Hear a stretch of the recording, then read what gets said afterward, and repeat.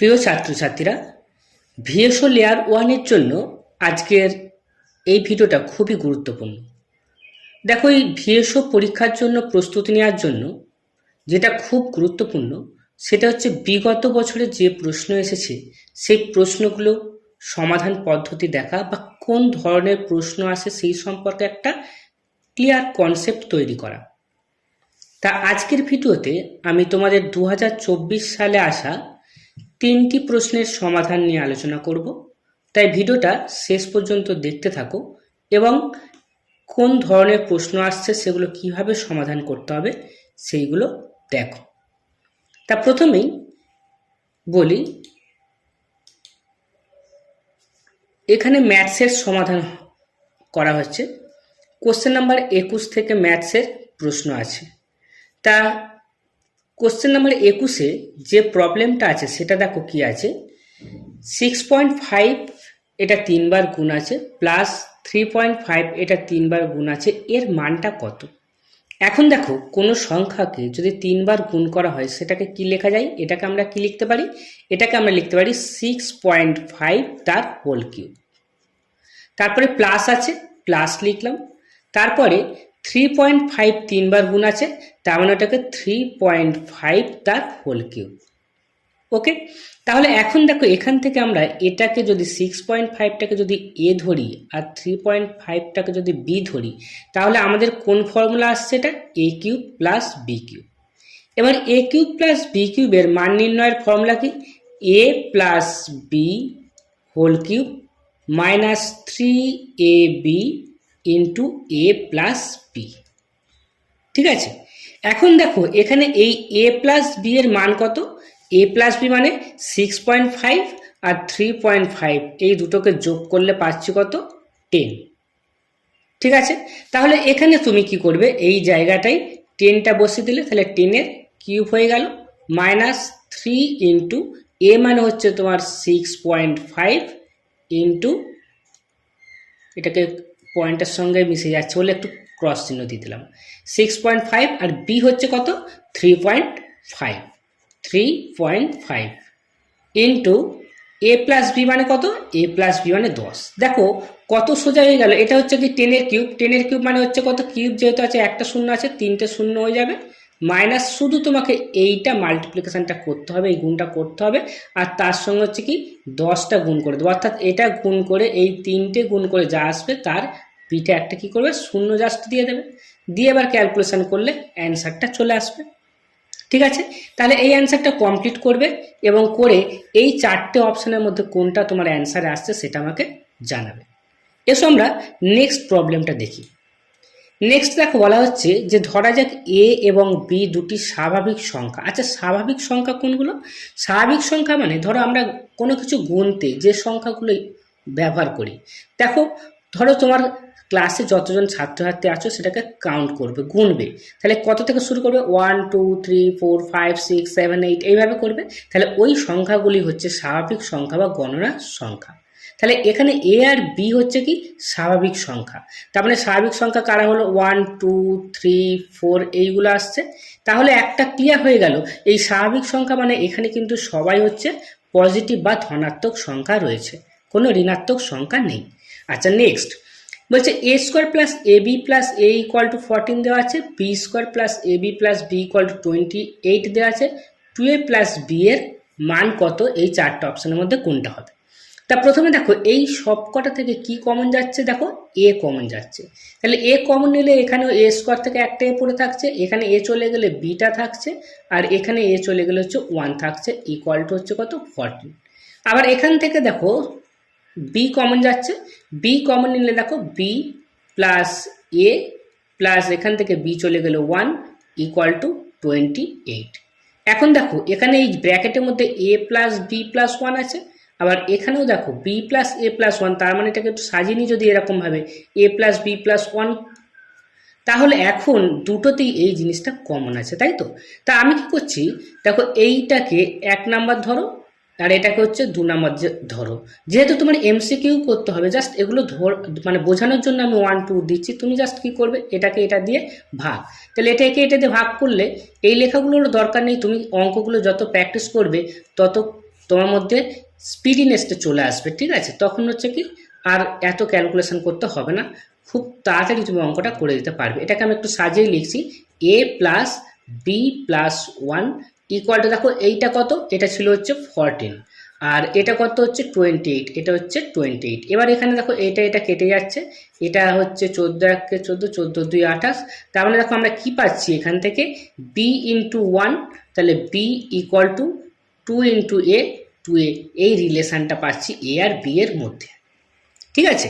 এবার আমার কি দরকার, এই এ আর বি এর মানটা তো দরকার, ঠিক আছে? তাহলে এই এ আর বি এর মানটা আমরা নির্ণয় করব, ঠিক আছে? তা আমরা দেখো বি এর মানটা পেয়ে গেছি, তাহলে বি এর মানটা ধরো এখান থেকে যদি বি এর মানটা বসিয়ে দিই, বি স্কোয়ার মানে 2a তার হোল স্কোয়ার, 2 এর হোল স্কোয়ার করলে হচ্ছে 4a square plus A B, তাই তো? তাহলে এ আর বি মানে কত, বি মানে হচ্ছে 2a, তাহলে 2a প্লাস বি, বি মানে কত, বি মানে হচ্ছে 2a ইকুয়াল টু হচ্ছে কত, 28, ইকুয়াল টু 28। এবার দেখো সবকটা থেকে কি যাচ্ছে, সবকটা থেকে দেখো এখানে হচ্ছে 4a স্কোয়ার, তাই তো? এটা হচ্ছে 4a স্কোয়ার, এটা কত যাচ্ছে 2a স্কোয়ার, এটা হচ্ছে 2a ইকুয়াল টু 28, বা এখানে হচ্ছে কত, দুটো যোগ করলে 6a স্কোয়ার প্লাস 2a, এটাকে যদি এদিকে নিয়ে চলে আসি কত আসছে, -28 ইকুয়াল টু 0। অর দেখো সবকটাকে কত দিয়ে কাটাকাটি আছে, 2 দিয়ে কাটাকাটি আছে, তাহলে এটা হচ্ছে 3 দিয়ে 6, তাহলে 3a স্কোয়ার প্লাস হচ্ছে এটা a মাইনাস এটা 2 দিয়ে করলে হচ্ছে কত, 14 ইকুয়াল টু 0, ঠিক আছে? এবার এটাকে তোমার মিডিল টার্ম করতে হবে। তা মিডিল টার্ম করলে কি আসবে দেখো, এখন এটা 14 আর এটা 3 হচ্ছে, তাহলে 3 14 কত, 42 হয়। 42 হচ্ছে কি, 42 থেকে আমরা যেটাকে ফ্যাক্টরাইজ করি 7 6 42, তাহলে 7 থেকে 6 বিয়োগ করলে একটাই পাবো, ঠিক আছে? তাহলে 3a square plus 7a minus 6a minus 14 equal to 0। এবার এই দুটো থেকে কি কমন যাচ্ছে, এই দুটো থেকে a কমন যাচ্ছে, গেলে 3a প্লাস 7, আর এই দুটো থেকে কি কমন যাচ্ছে, -2 কমন যাচ্ছে, গেলে এখানে হচ্ছে 3a আর এটা হচ্ছে 2 কমন এলে হচ্ছে 7 ইকুয়াল টু 0।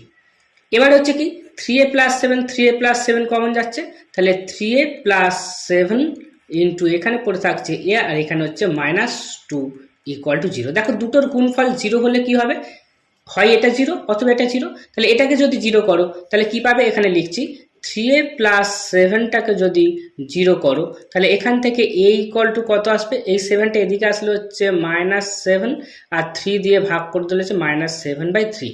এটা দেখো নেগেটিভ চলে আসছে, এটা কি, এটা হচ্ছে বলেছে এ আর বি দুটোই স্বাভাবিক সংখ্যা, তাহলে স্বাভাবিক সংখ্যা হলে সেগুলো কি সব পজিটিভ হবে, তাহলে এটা নেগেটিভ চলে আসছে, এটাকে আমরা নেব না, এটা হচ্ছে অগ্রাহ্য বা নেগলেক্টেড, ঠিক আছে? তাহলে নেগলেক্ট করে দিলাম ওটাকে। এবার তাহলে এইবার কি আছে, a-2টাকে 0 করতে হবে, তাহলে a-2টাকে যদি 0 করে দাও সেখান থেকে কি পাচ্ছ, a ইকুয়াল টু, এই 2টা এদিকে আসলে হচ্ছে 2, অর্থাৎ a ইকুয়াল টু 2 পাচ্ছ। তাহলে a ইকুয়াল টু 2 হলে b ইকুয়াল টু কত হয়ে যাবে, b ইকুয়াল টু 2 ইন্টু 2 4 হয়ে যাবে, তাহলে a 2 আর b 4। এবার তোমার কার মান বার করতে বলেছিল, এইটার মান বার করতে বলেছিল, তাহলে 2 এর জায়গায় কত বসাবে, এর জায়গায় হচ্ছে 2 বসাবে, প্লাস বি কত, বি হচ্ছে 4 বসাবে, তাহলে হচ্ছে 2 ইন্টু 2 করলে হচ্ছে 4 প্লাস 4 ইকুয়াল টু হচ্ছে 8, অর্থাৎ অপশান হচ্ছে কি বি অ্যান্সার, ঠিক আছে? তাহলে এই যে ক্যালকুলেশনটা এতটা করলাম, এটা তোমরা যখন অনেক অঙ্ক প্র্যাকটিস করবে তখন এইগুলো কিন্তু অনেকটা, আমিও যদিও আবার অনেকটা স্টেপ বাই স্টেপ করে দেখেছি, তুমি তখন স্পিডে খুব শর্টকাটেই করে নিতে পারবে, ঠিক আছে? তাহলে তোমাকে এগুলো কিন্তু দেখো, এই স্বাভাবিক সংখ্যা এটা তোমাকে জানতে হতো, ঠিক আছে?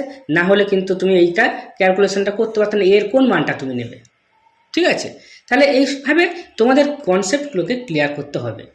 এবার নেক্সট প্রবলেম দেখো, নেক্সট বলেছে যে নিচের কোনটি অভেদ নয়। আচ্ছা তোমরা সমীকরণ আগে শিখেছো, সমীকরণ কীভাবে সমাধান করতে হবে শিখেছো, এবং এখানে বলেছে যে অভেদ নয়, ঠিক আছে? তাহলে অভেদ কোনটা, তাহলে সেটা জানতে হবে।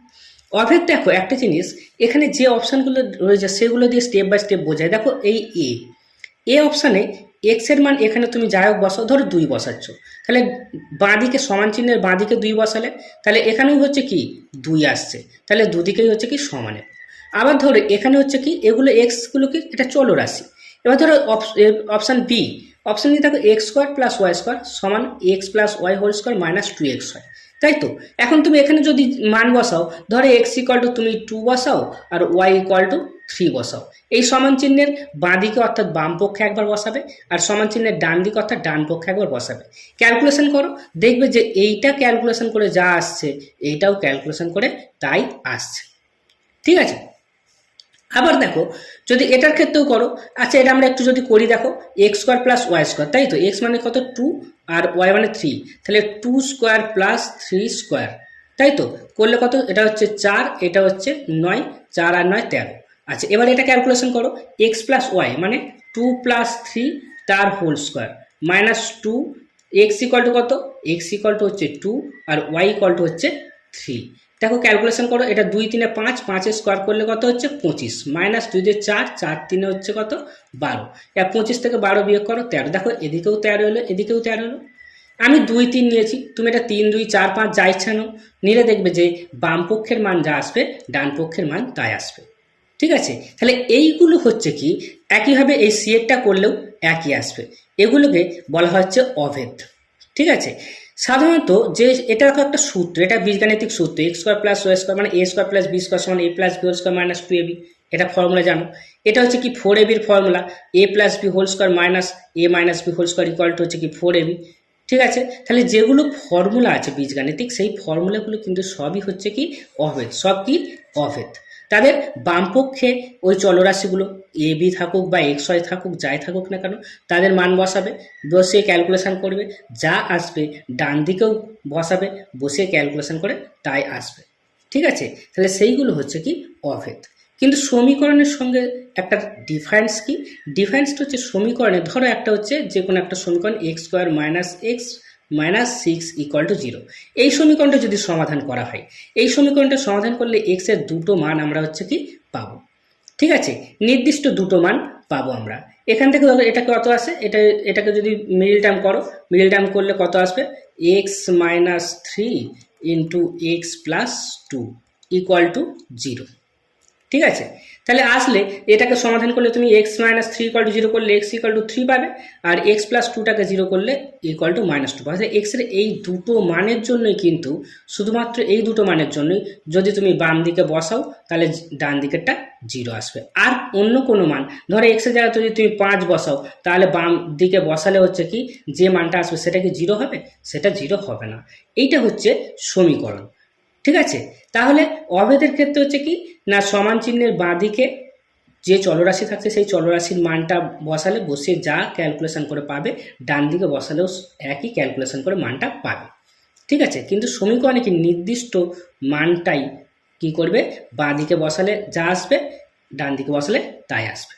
ঠিক আছে, এখন আমাদের হচ্ছে অপশান ডিটা দেখো, এই অপশান ডিটা দেখো এক্সের যে কোনো মানের জন্য কি আমি বাঁ দিকের মানটা আর ডান দিকের মানটা সমান হবে? হবে না।